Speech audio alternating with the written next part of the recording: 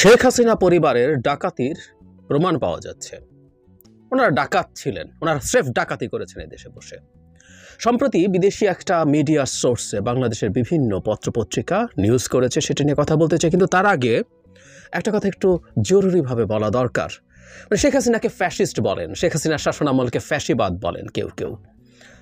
আমি কন্টেস্ট করেছি।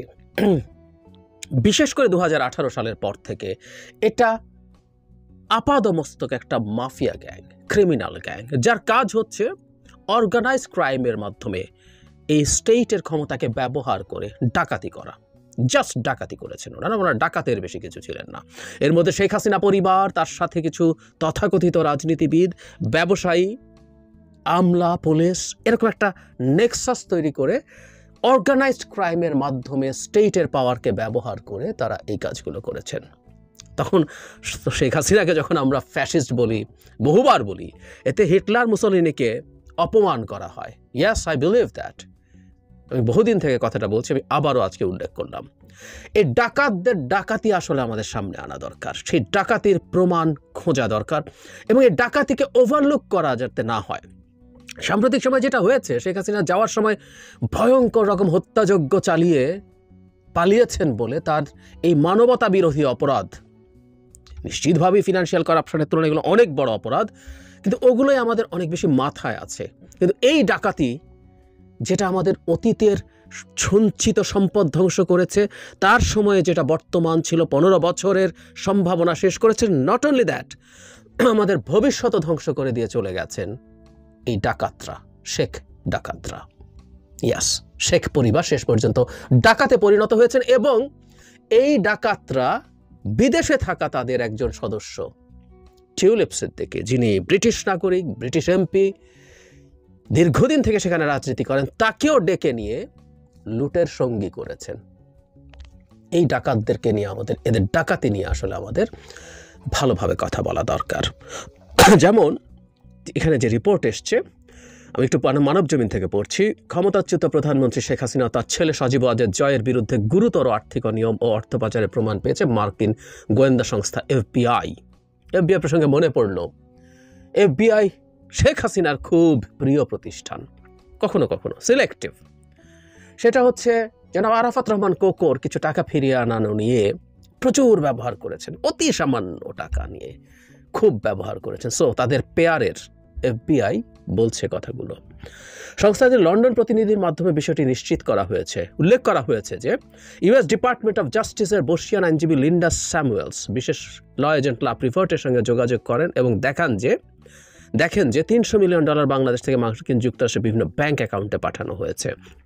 9 সেপ্টেম্বর যুক্তরাষ্ট্রের ফেডারেল ব্যুরো অব ইনভেস্টিগেশনের প্রতিনিধি দল বাংলাদেশের দুর্নীতি দমন কমিশনের মহাপরিচালক এবং অন্যান্য সংশ্লিষ্ট কর্মকর্তাদের সাথে দেখা করেন এবং বিপুল পরিমাণ নথি হস্তান্তর করেন।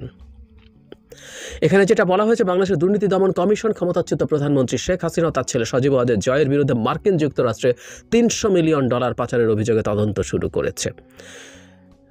দুর্নীতি দমন কমিশনের কর্মকর্তারা নাম না প্রকাশ করার শর্তে গ্লোবাল ডিফেন্স কর্পোরেশনকে জানান হাসিনা ও জয়ের বিরুদ্ধে দায়ের করা মামলাটি অধিকতর তদন্তের জন্য পাঠানো হয়েছে।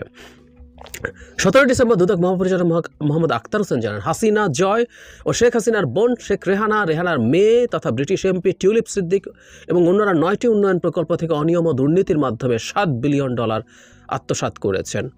সূত্র জানিয়েছে যে 9টি প্রকল্পের মধ্যে রয়েছে রূপপুর পারমাণবিক বিদ্যুৎ কেন্দ্র, আশ্রয়ন এবং বেজার অধীনে অন্যান্য প্রকল্প। $7 বিলিয়ন মধ্যে শুধু রূপপুর পারমাণবিক বিদ্যুৎ প্রকল্প থেকে $5 বিলিয়ন আত্মসাৎ করা হয়েছে। বাংলাদেশের দুর্নীতি বিরোধী তদন্তে ব্রিটেনের এমপি টিউলিপ সিদ্দিকের নাম তার পরিবারের তালিকায় রাখা হয়েছে। টিউলিপের খালা 20 বছরেরও বেশি সময় ধরে বাংলাদেশের প্রধানমন্ত্রী শেখ হাসিনা দক্ষিণ এশিয়ার দেশটিতে এখন দুর্নীতি দমন কমিশনের অধীনে তদন্তের মুখোমুখি।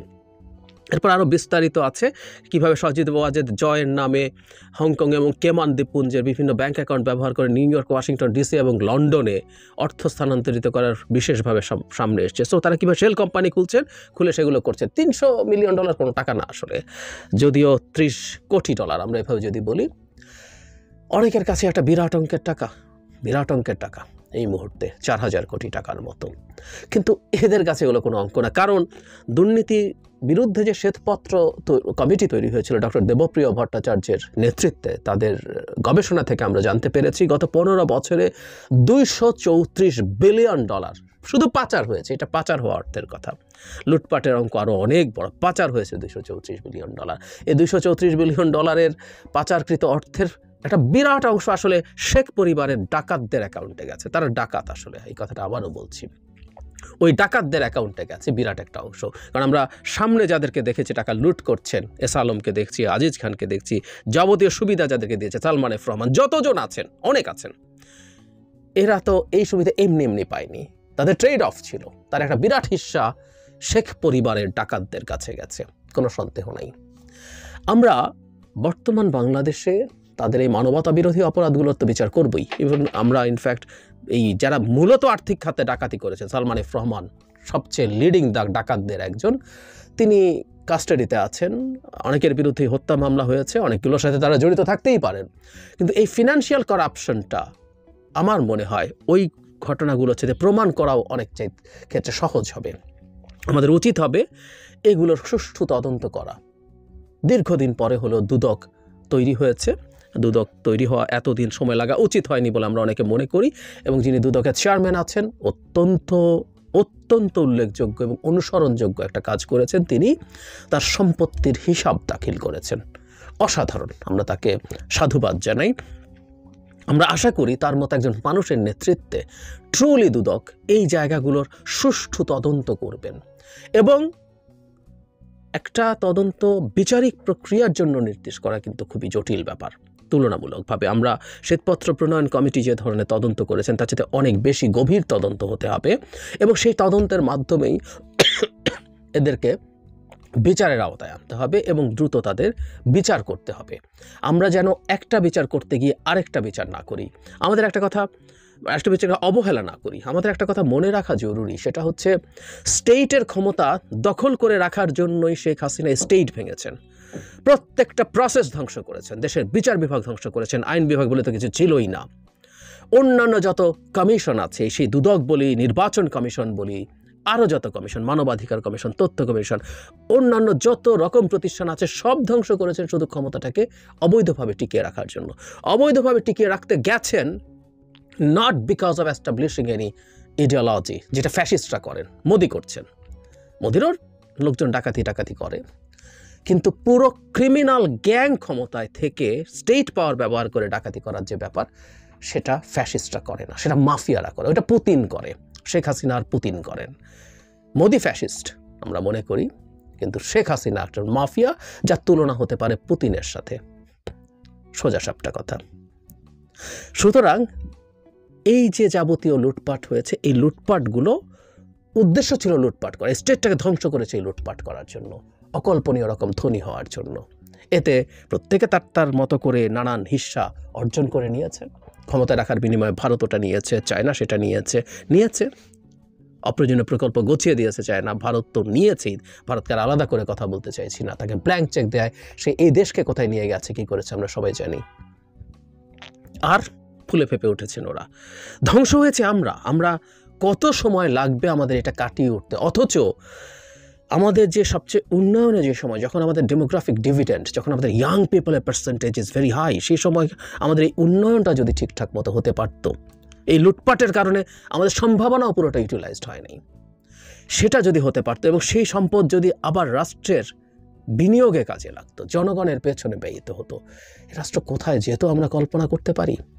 সেখানে সেই পজিটিভ দূরে থাকুক, আমরা জিরোতেও নেই, আমরা ভীষণ রকম মাইনাসে আছি। এই মাইনাস কাটিয়ে আমাদেরকে একদিন জিরোতে আসতে হবে, তারপর পজিটিভ হতে হবে। এই ডিজাস্টারাস সিচুয়েশন তৈরি হয়েছে আমাদের জন্য, এই ডাকাত শেখ পরিবারের জন্য। আমাদের কোনোভাবেই এই ডাকাত শেখ পরিবারকে ছেড়ে দেওয়া উচিত হবে না। খুব দ্রুত এগুলোর ভালো ডকুমেন্টেশন করা এবং বিচার করে প্রতিষ্ঠিত করা যে তারা আসলে ডাকাতি করেছেন। আমাদের অতীত, বর্তমান, ভবিষ্যৎ সব ডাকাতি করে নিয়ে গেছেন।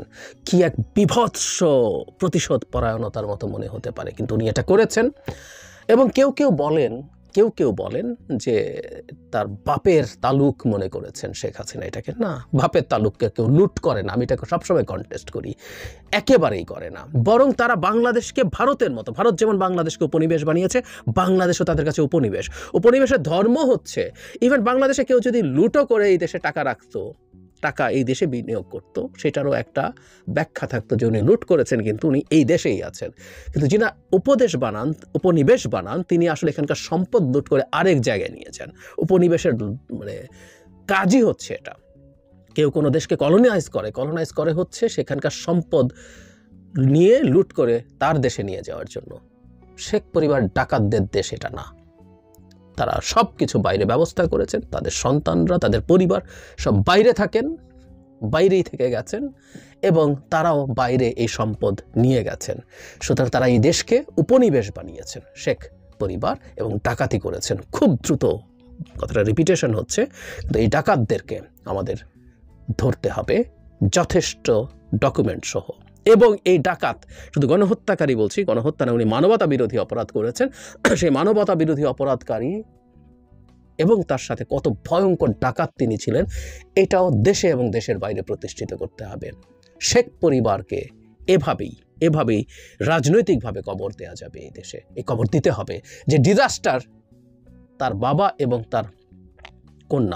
কন্যা মিলে করেছেন। আমি মুক্তিযুদ্ধ পরবর্তী শেখ মুজিবের কথা বলছি, যিনি এই দেশকে একদলীয় শাসনে পরিণত করেছিলেন, সম্রাট হতে চেয়েছিলেন।